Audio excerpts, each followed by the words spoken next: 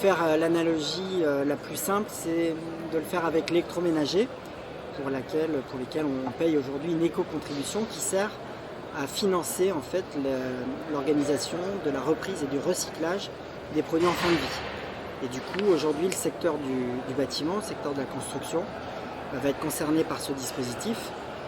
Et du coup, pour chaque produit ou matériel de construction qu'on sera amené à acheter, on paiera une petite partie, ce qu'on appelle cette éco-contribution, en plus du prix classique du produit.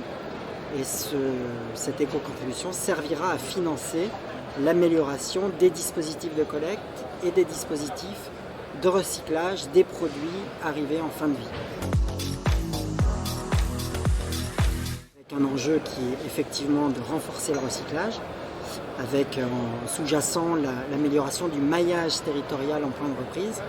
Et puis également, il y a un enjeu qui est important, qui est celui de la lutte contre les dépôts sauvages, pour laquelle on espère que ce dispositif va être efficace.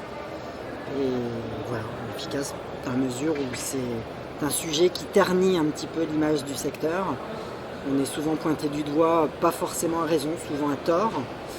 Maintenant, on a des produits qui se voient. Faut essayer de régler ce problème. Donc on espère que la REP fera partie des dispositifs qui permettra d'arriver aux objectifs.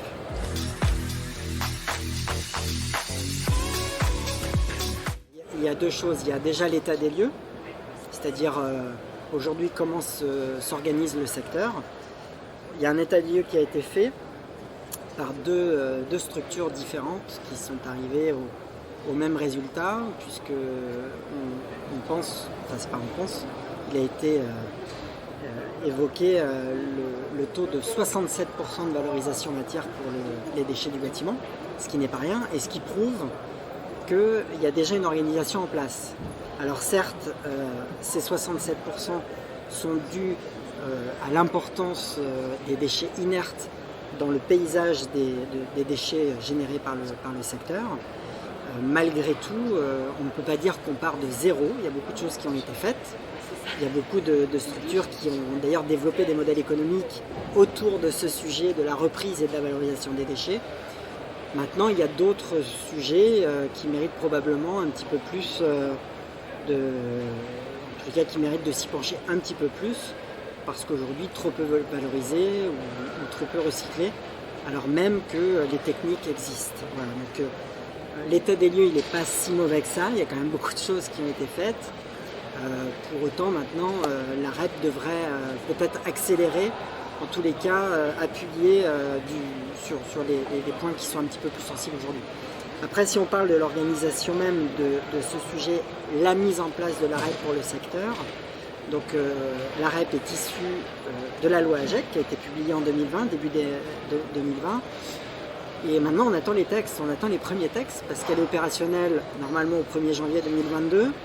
Et à ce jour, nous n'avons aucun texte. On attend toujours le décret d'application. Reste à la suite le cahier des charges qui est établi par voie d'arrêté et qui donnera un petit peu le cadre un peu plus pragmatique pour les entreprises, à la fois sur le plan technique, mais également sur les aspects économiques. Et on attend tout ça, quoi. Happy Rep dit happy, sans doute.